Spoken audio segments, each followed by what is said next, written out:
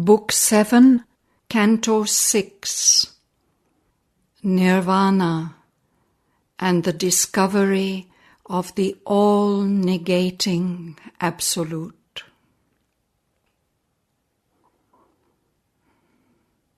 A calm, slow sun looked down from tranquil heavens.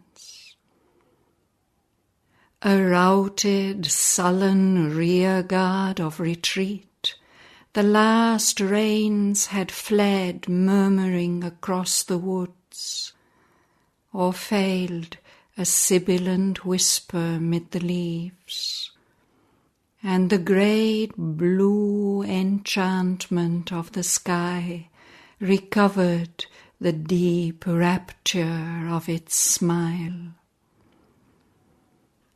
Its mellow splendor, unstressed by storm-licked heats, found room for a luxury of warm, mild days. The night's gold treasure of autumnal moons came floating, shipped through ripples of fairy air. And Savitri's life was glad, fulfilled like earth's. She had found herself, she knew her being's aim. Although her kingdom of marvelous change within remained unspoken in her secret breast, all that lived round her felt its magic's charm.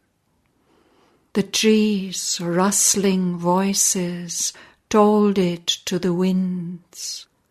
Flowers spoke in ardent hues an unknown joy. The birds caroling became a canticle.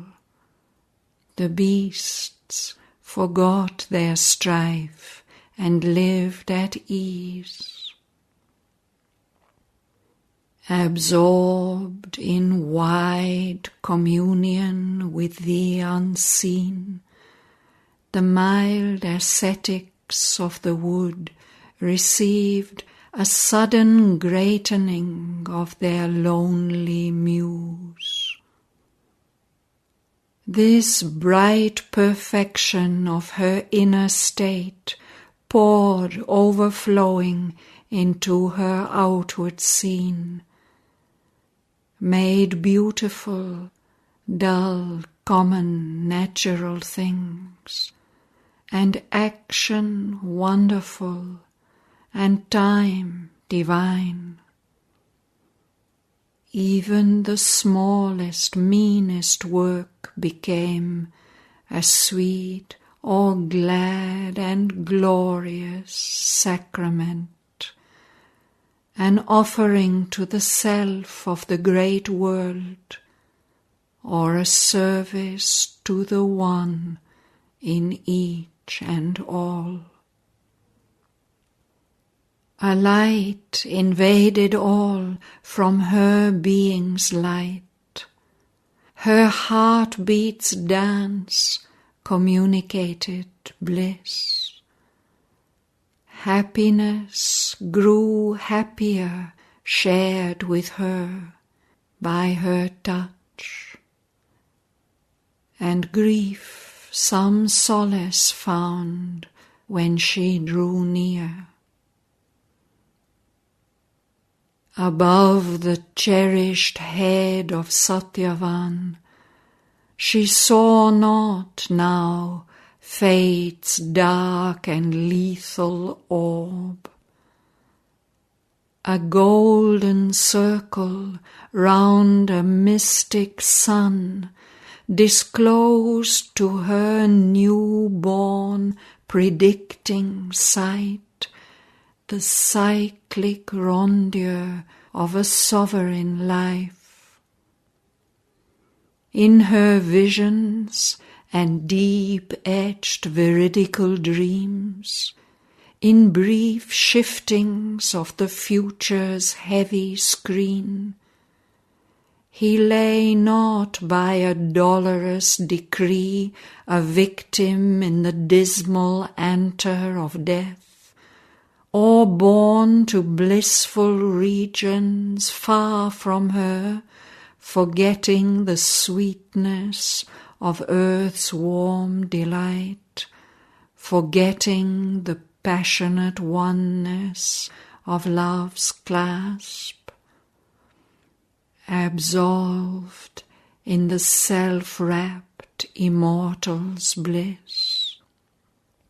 Always he was with her, a living soul that met her eyes with close enamored eyes, a living body near to her body's joy. But now no longer in these great wild woods, in kinship with the days of bird and beast, and levelled to the bareness of earth's brown breast, but mid the thinking high-built lives of men, in tapestried chambers and on crystal floors, in armoured town or gardened pleasure walks, even in distance closer than her thoughts, body to body near, soul near to soul, moving as if by a common breath and will, they were tied in the single circling of their days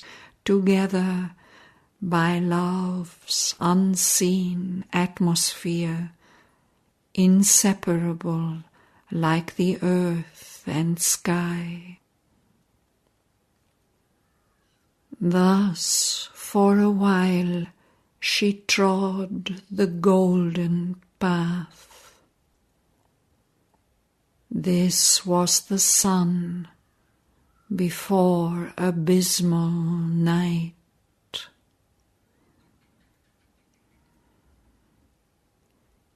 Once, as she sat in deep felicitous muse, still quivering from her lover's strong embrace, and made her joy a bridge twixt earth and heaven, an abyss yawned suddenly beneath her heart. A vast and nameless fear dragged at her nerves, as drags a wild beast its half-slaughtered prey. It seemed to have no den from which it sprang. It was not hers, but hid its unseen cause. Then, rushing, came its vast and fearful fount, a formless dread with shapeless, endless wings, filling the universe with its dangerous breath. A denser darkness than the night could bear enveloped the heavens and possessed the earth. A rolling surge of silent death it came, curving round the far edge of the quaking globe, effacing heaven with its enormous stride, it willed to expunge the choked and anguished air and end the fable of the joy of life. It seemed her very being to forbid, abolishing all by which her nature lived, and laboured to blot out her body and soul. A clutch of some half-seen invisible, an ocean of terror and of sovereign might, a person and a black infinity. It seemed to cry to her without thought or word the message of its dark eternity and the awful meaning of its silences. Out of some sullen, monstrous vast arisen, out of an abysmal deep of grief and fear, imagined by some blind, regardless self, a consciousness of being without its joy, empty of thought, incapable of bliss, that felt life blank and nowhere found a soul. A voice to the dumb anguish of the heart conveyed a stark sense of unspoken words. In her own depths she heard the unuttered thought that made unreal the world and all life meant. Who art thou who claims thy crown of separate birth, the illusion of thy soul's reality, and personal Godhead on an ignorant globe in the animal body of imperfect man? Hope not to be happy in a world of pain, and dream not, listening to the unspoken word and dazzled by the inexpressible ray, transcending the mute superconscious realm, to give a body to the unknowable, or for a sanction to thy heart's delight, to burden with bliss the silent, still, supreme, profaning its bare and formless sanctity, or call into thy chamber the divine, and sit with God, tasting a human joy. I have created all I devour. I am death, and the dark, terrible mother of life. I am Kali, black and naked in the world. I am Maya, and the universe is my cheat. I lay waste human happiness with my breath, and slay the will to live, the joy to be, that all may pass back into nothingness, and only abide the eternal and absolute.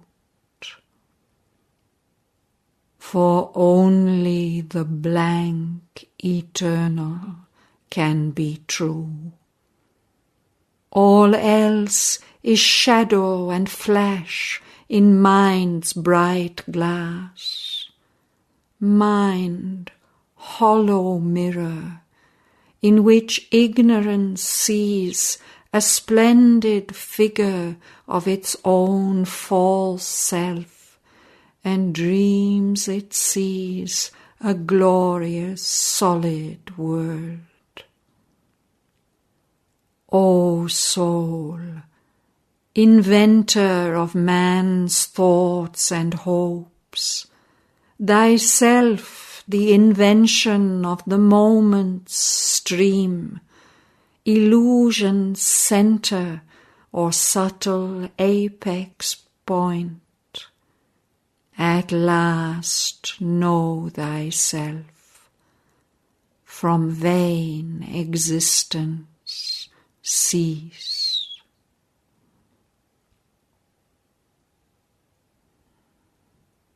A shadow of the negating absolute, the intolerant darkness travelled, surging past, and ebbed in her the formidable voice.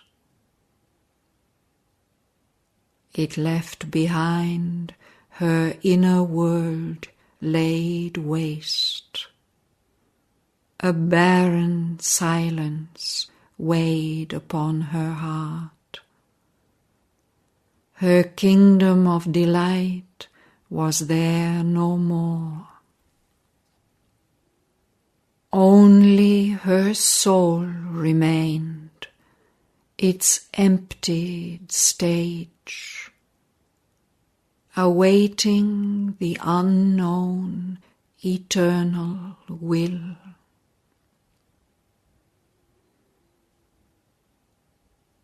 Then from the heights a greater voice came down, the word that touches the heart and finds the soul, the voice of light after the voice of night. The cry of the abyss drew heaven's reply, a might of storm chased by the might of the sun.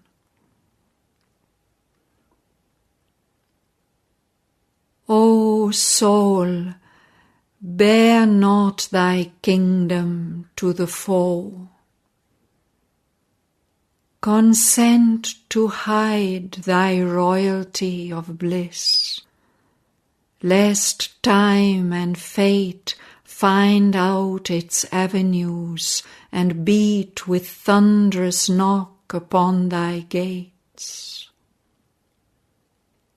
Hide while thou canst thy treasure of separate self behind the luminous rampart of thy depths, till of a vaster empire it grows part. But not for self alone, the self is one. Content abide not with one conquered realm. Adventure all to make the whole world thine. To break into greater kingdoms turn thy force. Fear not to be nothing, that thou mayst be all. Assent to the emptiness of the Supreme, that all in thee may reach its absolute. Accept to be small and human on the earth, interrupting thy newborn divinity, that man may find his utter self in God. If for thy own sake only thou hast come, an immortal spirit into the mortal's world, to found thy luminous kingdom in God's dark, in the inconscient's realm one shining star, one door in the ignorance opened upon light, why hadst thou any need to come at all?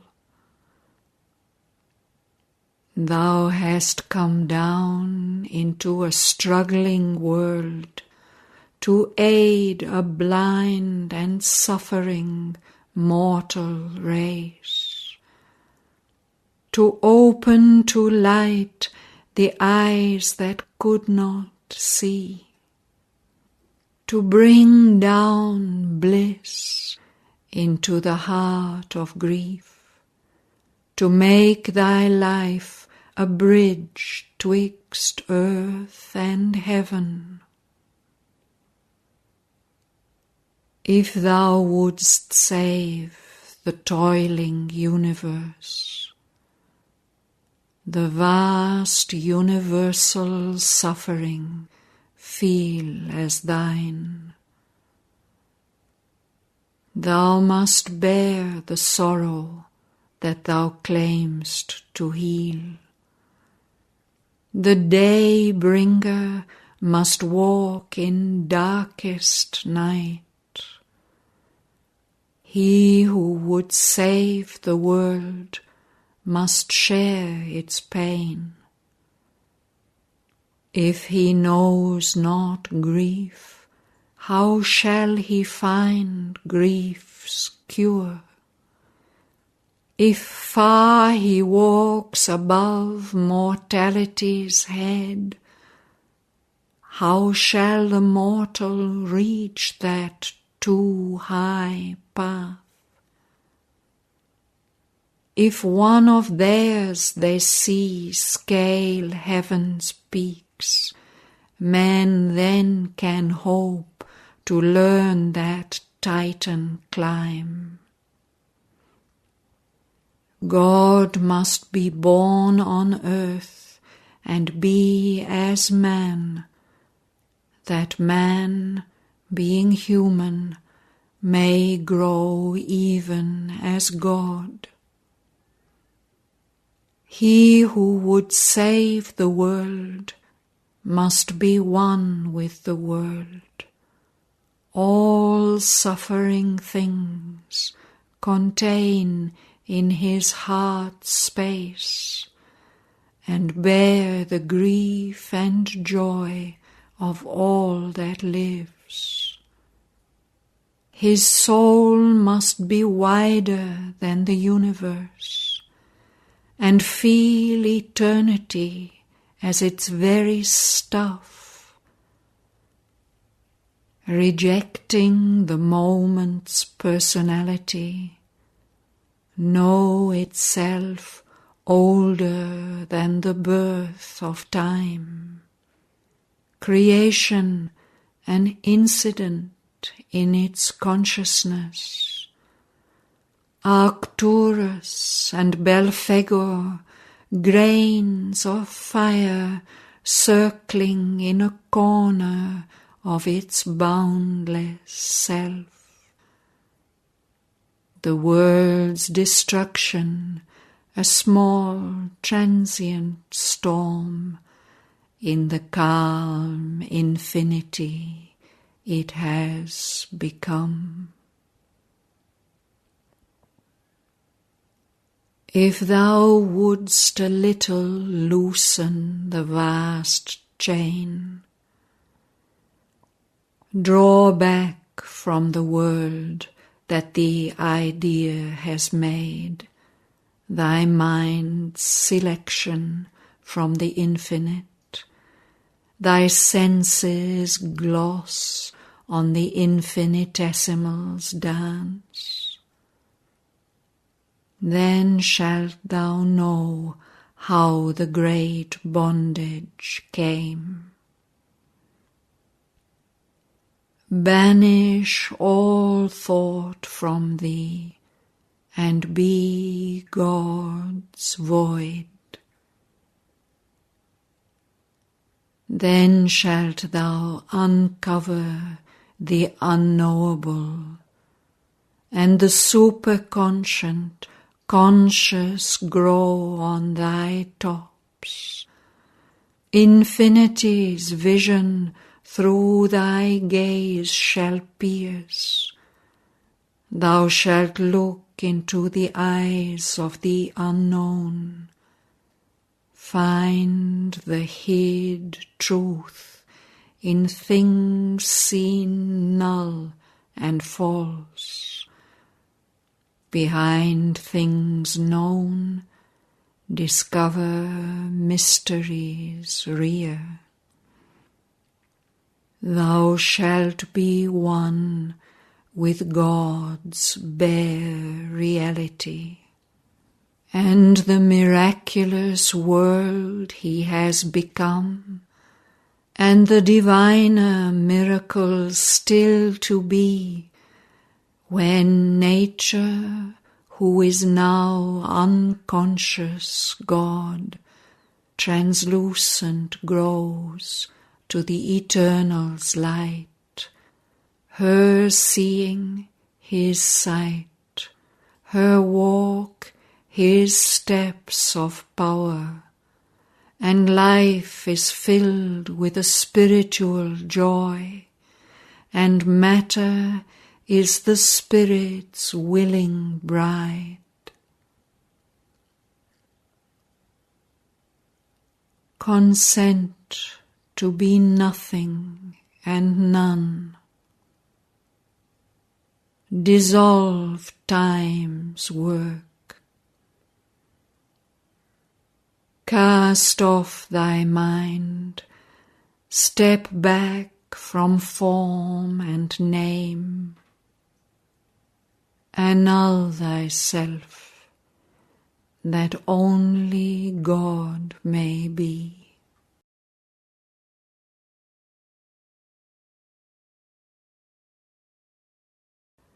Thus spoke the mighty and uplifting voice, and Savitri heard.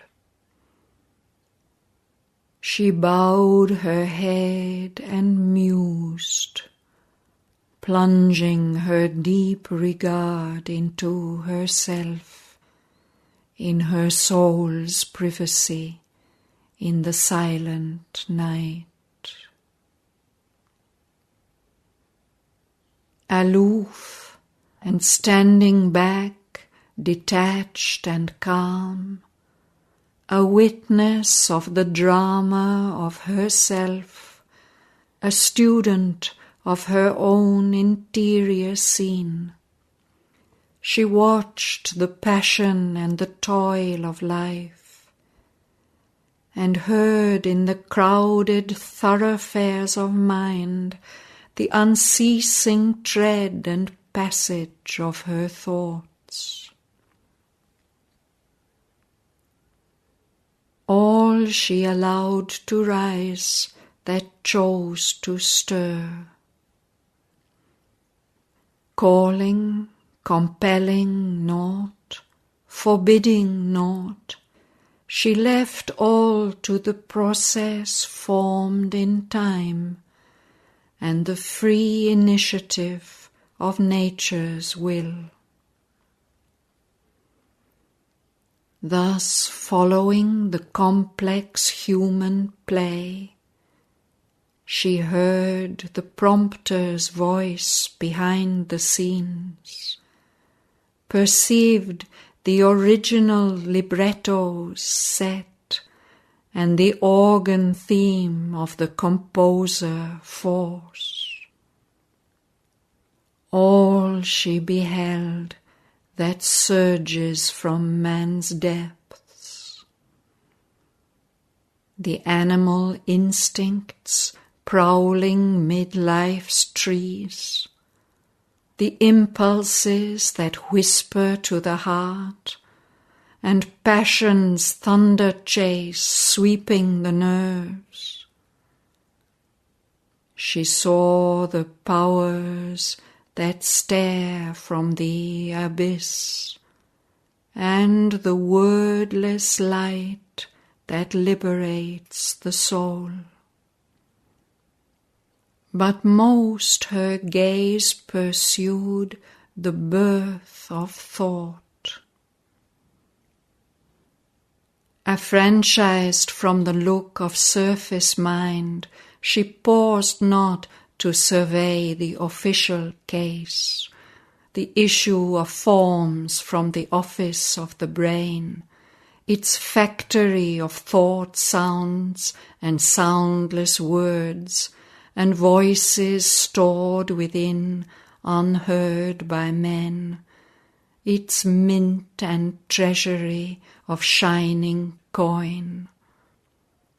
These were but counters in mind's symbol game, a gramophone's discs, a reproduction's film, a list of signs, a cipher and a code. In our unseen subtle body thought is born, or there it enters from the cosmic field. Oft from her soul stepped out a naked thought, luminous with mysteried lips and wonderful eyes. Or from her heart emerged some burning face and looked for life and love and passionate truth, aspired to heaven or embraced the world, or led the fancy like a fleeting moon across the dull sky of man's common days, amidst the doubtful certitudes of earth's law. To the celestial beauty of faith gave form, as if at flower prints in a dingy room laughed in a golden vase one living rose. A thaumaturgist sat in her heart's deep, compelled the forward stride, the upward look, till wonder leaped into the illumined breast, and life grew marvelous with transfiguring hope. As seeing will pondered between the brows, thoughts, glistening angels, stood behind the brain in flashing armor, folding hands of prayer, and poured heaven's rays into the earthly form. Imaginations flamed up from her breast, unearthly beauty, touches of surpassing joy, and plans of miracle, dreams of delight. Around her navel lotus, clustering close, her large sensations of the teeming worlds streamed their dumb movements of the unformed idea. Invading the small, sensitive flower of the throat, they brought their mute, unuttered resonances to kindle the figures of a heavenly speech. Below, desires formed their wordless wish, and longings of physical sweetness and ecstasy translated into the accents of a cry their grasp on objects and their clasp on souls. Her body's thoughts climbed from her conscious limbs and carried their yearnings to its mystic crown, where nature's murmurs meet the ineffable. But for the mortal prisoned in outward mind, all must present their passports at its door. Disguised, they must don the official cap and mask, or pass as manufactures of the brain, unknown their secret truth and hidden source. Only to the inner mind they speak direct, put on a body and assume a voice, their passage seen, their message heard and known, their birthplace and their natal mark revealed, and stand confessed to an immortal sight, our nature's messengers to the witness soul.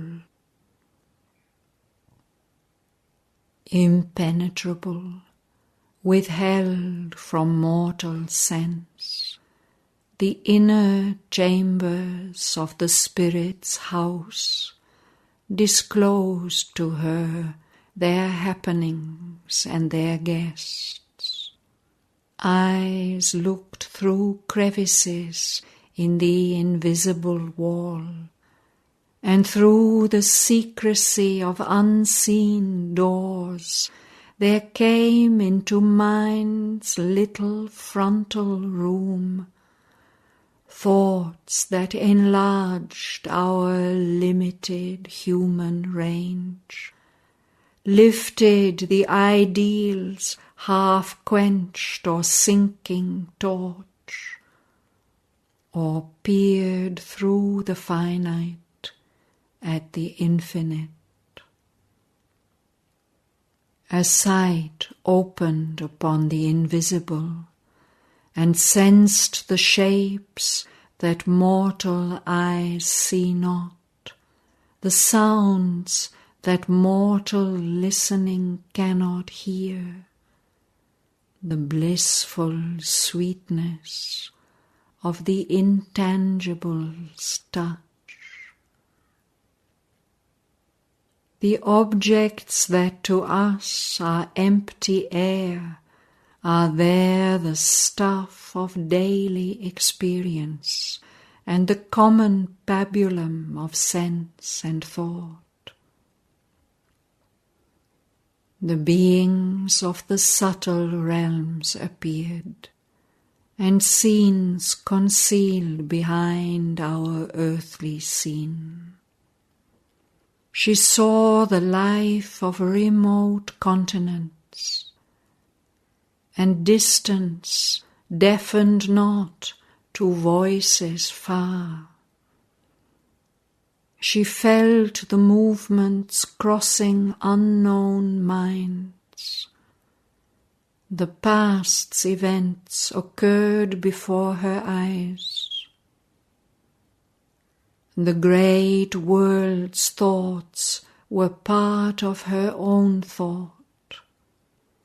The feelings dumb forever and unshared, the ideas that never found an utterance.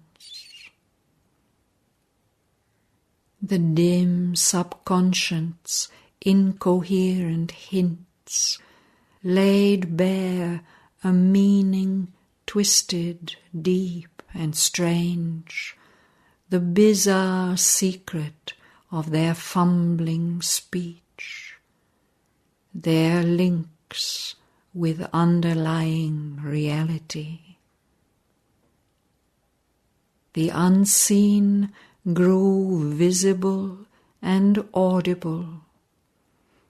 Thoughts leaped down from a superconscient field like eagles swooping from a viewless peak.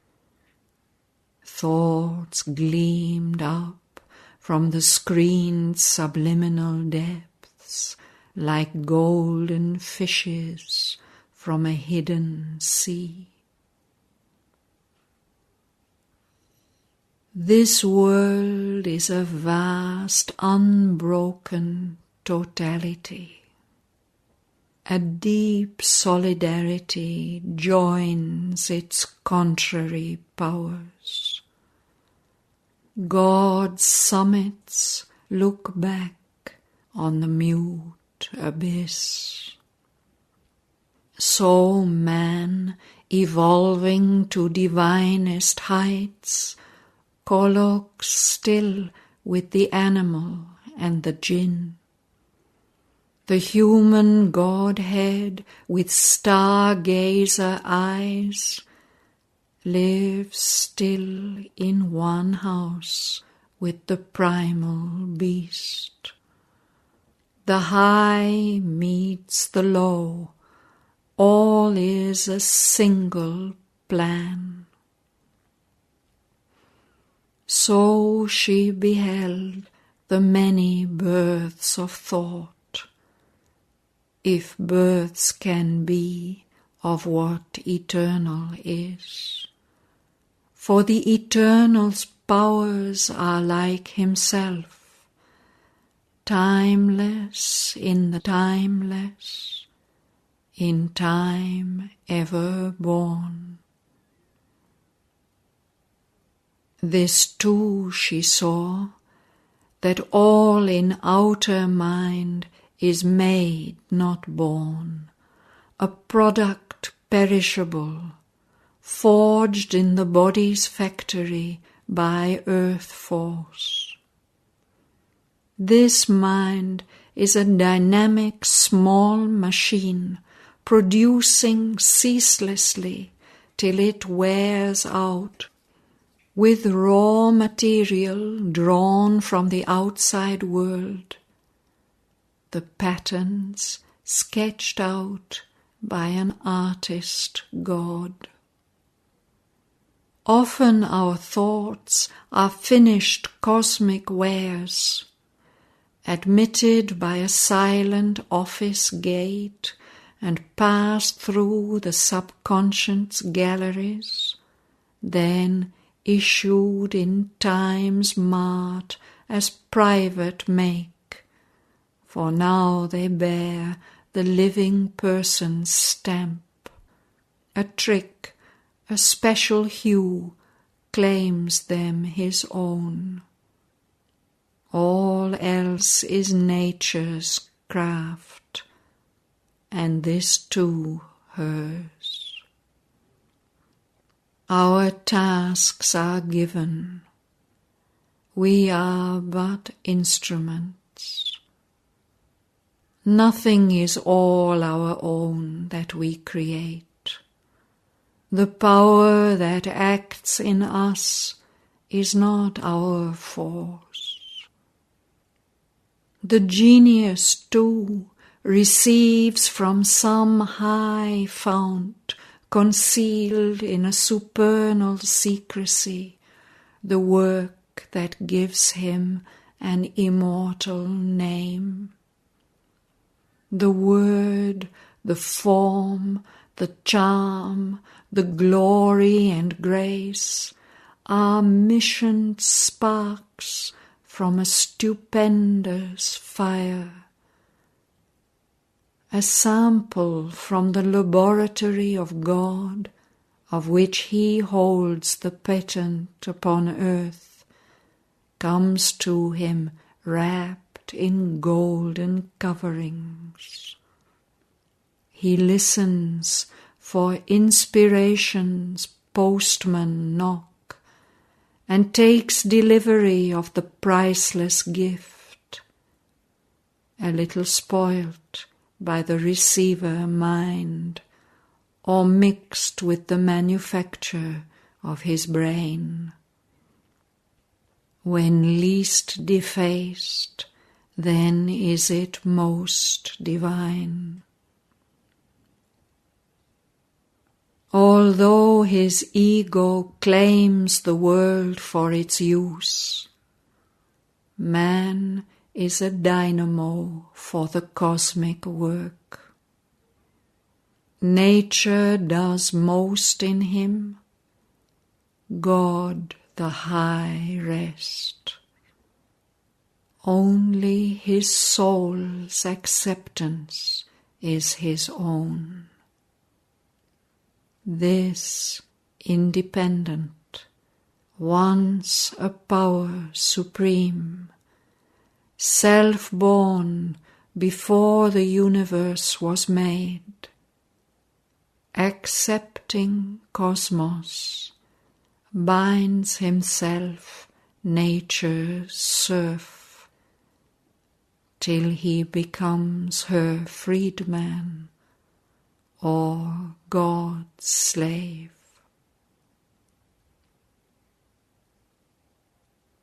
This is the appearance in our mortal front. Our greater truth of being lies behind. Our consciousness is cosmic and immense, but only when we break through matter's wall, in that spiritual vastness can we stand, where we can live the masters of our world, and mind is only a means and body a tool. For above the birth of body and of thought, our spirit's truth lives in the naked self, and from that height unbound surveys the world. Out of the mind she rose to escape its law, that it might sleep in some deep shadow of self, or fall silent in the silence of the unseen. High she attained, and stood from nature free, and saw creation's life from far above. Thence upon all she laid her sovereign will, to dedicate it to God's timeless calm. Then all grew tranquil in her being's space. Only sometimes small thoughts arose and fell, like quiet waves upon a silent sea, or ripples passing over a lonely pool, when a stray stone disturbs its dreaming rest. Yet the mind's factory had ceased to work.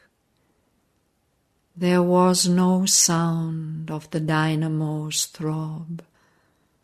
There came no call from the still fields of life.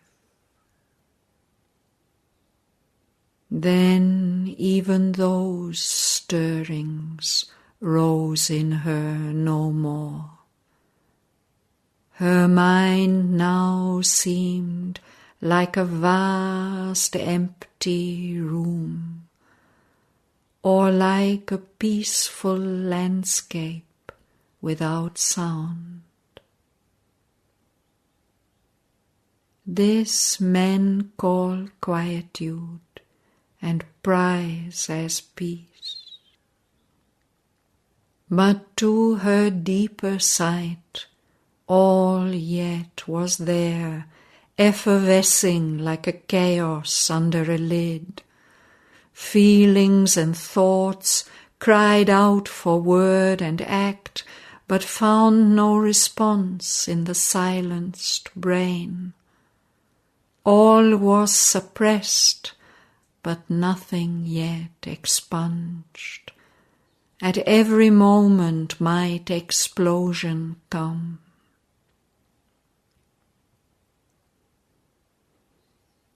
Then this too paused. The body seemed a stone. All now was a wide, mighty vacancy, but still excluded from eternity's hush. For still was far the repose of the Absolute, and the ocean silence of infinity. Even now some thoughts could cross her solitude. These surged not from the depths, or from within, cast up from formlessness to seek a form, spoke not the body's need, nor voiced life's call. These seemed not born, nor made in human time.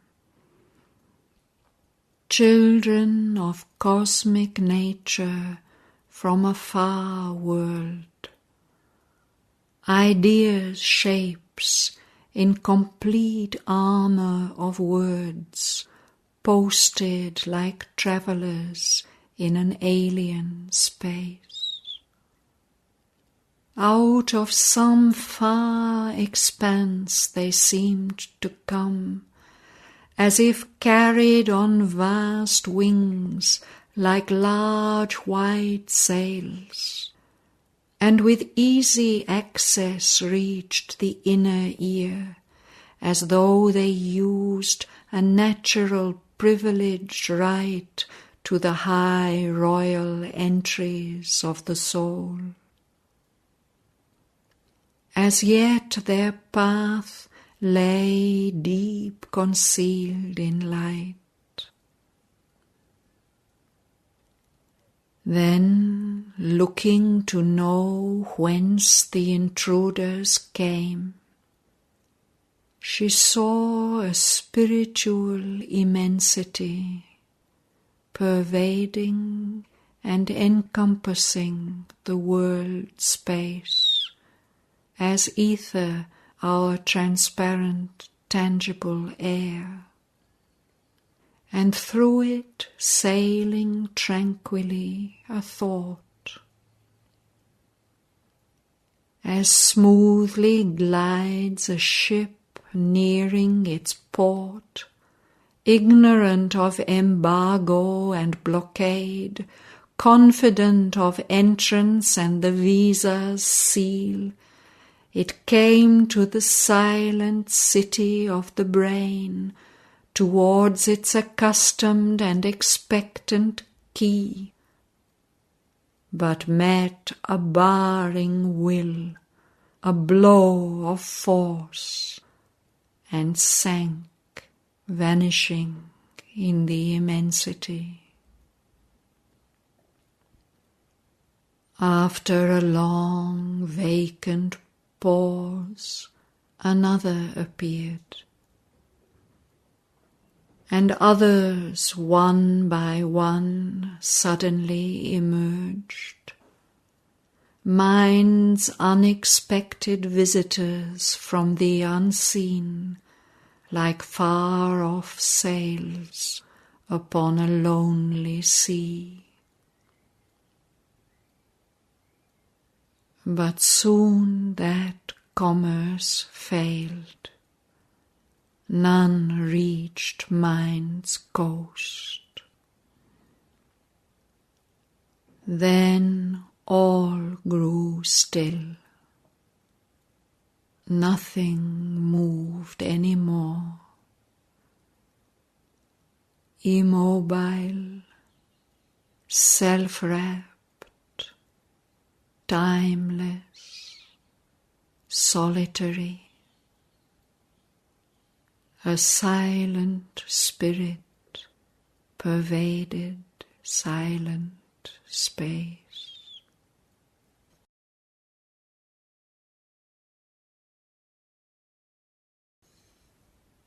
In that absolute stillness, bare and formidable, there was glimpsed an all-negating void supreme that claimed its mystic nihil sovereign right to cancel nature and deny the soul. Even the nude sense of self grew pale and thin. Impersonal, signless, featureless, void of forms, a blank, pure consciousness had replaced the mind. Her spirit seemed the substance of a name, the world a pictured symbol drawn on self, a dream of images, a dream of sounds, built up the semblance of a universe, or lent to spirit the appearance of a world. This was self-seeing. In that intolerant hush, no notion and no concept could take shape. There was no sense to frame the figure of things. A sheer self-sight was there. No thought arose. Emotion slept deep down in the still heart, or lay buried in a cemetery of peace. All feelings seemed quiescent, calm, or dead, as if the heartstrings rent could work no more, and joy and grief could never rise again. The heart beat on with an unconscious rhythm, but no response came from it, and no cry. Vain was the provocation of events. Nothing within answered an outside touch. No nerve was stirred, and no reaction rose. Yet still her body saw and moved and spoke. It understood without the aid of thought. It said whatever needed to be said. It did whatever needed to be done. There was no person there behind the act, no mind that chose or passed the fitting word. All wrought like an unerring, apt machine, as if continuing old habitual turns and pushed by an old unexhausted force, the engine did the work for which it was made. Her consciousness looked on and took no part. All it upheld, in nothing had a share. There was no strong initiator will. An incoherence crossing a firm void slipped into an order of related chance. A pure perception was the only power that stood behind her action and her sight. If that retired, all objects would be extinct. Her private universe would cease to be, the house she had built with bricks of thought and sense in the beginning after the birth of space. This seeing was identical with the seen. It knew without knowledge all that could be known. It saw impartially the world go by, but in the same supine, unmoving glance saw too its abysmal unreality.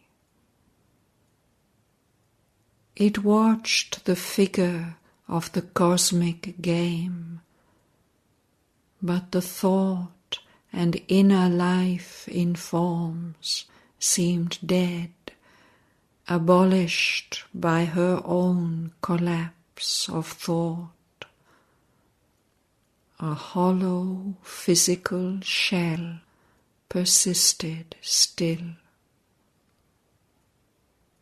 All seemed a brilliant shadow of itself, a cosmic film of scenes and images.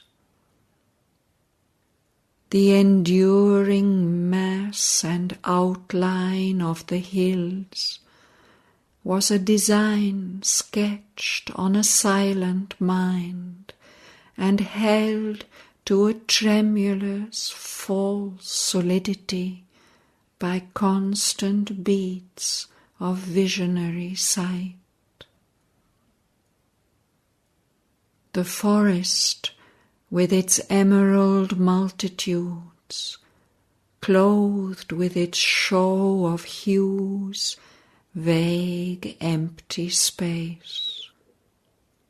A painting's colours hiding a surface void that flickered upon dissolution's edge.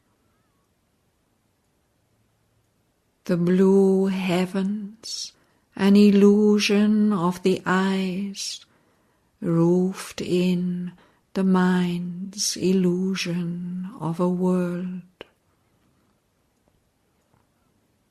The men who walked beneath an unreal sky seemed mobile puppets out of cardboard cut and pushed by unseen hands across the soil, or moving pictures upon fancy's film. There was no soul within, no power of life. The brain's vibrations that appear like thought, the nerve's brief answer to each contact's knock, the heart's quiverings felt as joy and grief and love, were twitchings of the body, their seeming self. That body forged from atoms and from gas, a manufactured lie of Maya's make, its life a dream seen by the sleeping void. The animals, lone or trooping through the glades, fled like a passing vision of beauty and grace, imagined by some all-creating eye.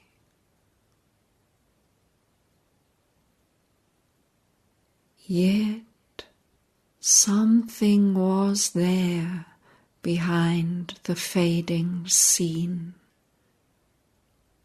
Wherever she turned, at whatsoever she looked, it was perceived, yet hid from mind and sight.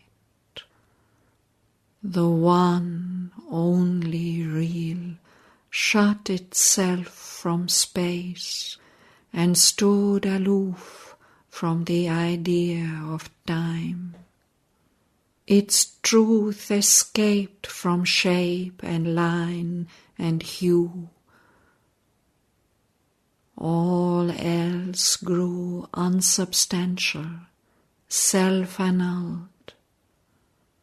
This only everlasting seemed and true, yet nowhere dwelt.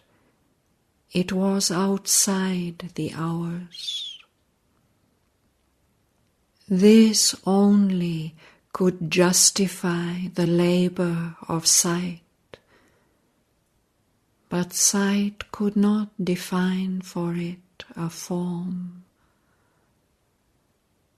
This only could appease the unsatisfied ear.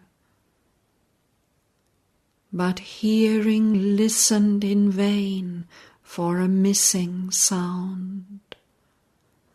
This answered not the sense, called not to mind. It met her as the uncaught, inaudible voice that speaks forever from the unknowable. It met her like an omnipresent point, pure of dimensions, unfixed, invisible, the single oneness of its multiplied beat, accentuating its sole eternity. It faced her as some vast naught's immensity, an endless no to all that seems to be, an endless yes to things ever unconceived, and all that is unimagined and unthought, an eternal zero or untotaled aught, a spaceless and a placeless infinite. Yet eternity and infinity seemed but words vainly affixed by mind's incompetence to its stupendous, lone reality. The world is but a spark burst from its light, all moments flashes from its timelessness, all objects glimmerings of the bodiless that disappear from mind when that is seen. It held as if a shield before its face, a consciousness that saw without a seer, the truth where knowledge is not, nor knower, nor known, the love enamoured of its own delight, in which the lover is not, nor the beloved, bringing their personal passion into the vast. The force omnipotent in quietude, the bliss that none can ever hope to taste. It cancelled the convincing cheat of self, a truth in nothingness was its mighty clue. If all existence could renounce to be, and being take refuge in non-being's arms, and non-being could strike out its ciphered round, some lustre of that reality might appear.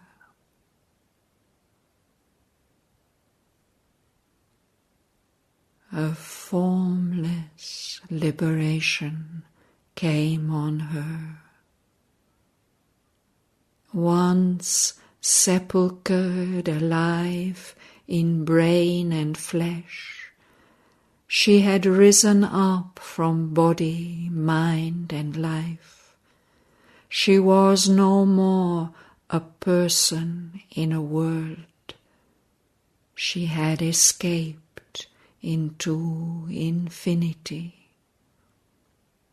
What once had been herself had disappeared.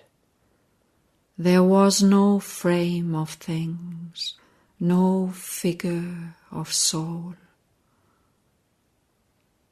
A refugee from the domain of sense, evading the necessity of thought, delivered from knowledge and from ignorance, and rescued from the true and the untrue. She shared the superconscient's high retreat, beyond the self-born word, the nude idea, the first bare solid ground of consciousness. Beings were not there. Existence had no place. There was no temptation of the joy to be. Unutterably effaced, no one and null. A vanishing vestige like a violet trace. A faint record merely of a self now past. She was a point in the unknowable. Only some last annulment now remained, annihilation's vague, indefinable step. A memory of being still was there and kept her separate from nothingness. She was in that, but still became not that. This shadow of herself, so close to naught, could be again self's point d'appui to live, return out of the inconceivable, and be what some mysterious vast might choose. Even as the unknowable decreed, she might be naught, or new become the all. Or if the omnipotent nihil took a shape, emerge as someone and redeem the world. Even she might learn what the mystic cipher held. This seeming exit or closed end of all could be a blind, tenebrous passage screened from sight, her state the eclipsing shell of a darkened sun on its secret way to the ineffable.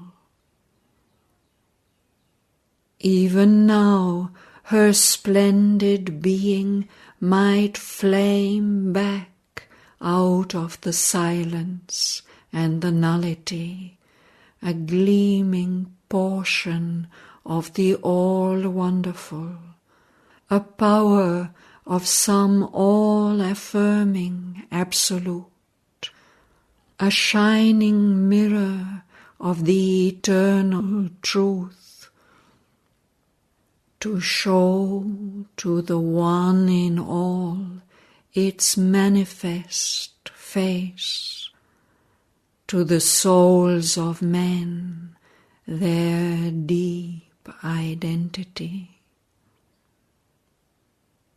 Or she might wake into God's quietude, beyond the cosmic day and cosmic night, and rest appeased in His white eternity. But this was now unreal or remote, or covered in the mystic, fathomless blank. In infinite nothingness was the ultimate sign, or else the real was the unknowable, a lonely absolute negated all. It effaced the ignorant world from its solitude and drowned the soul in its everlasting peace.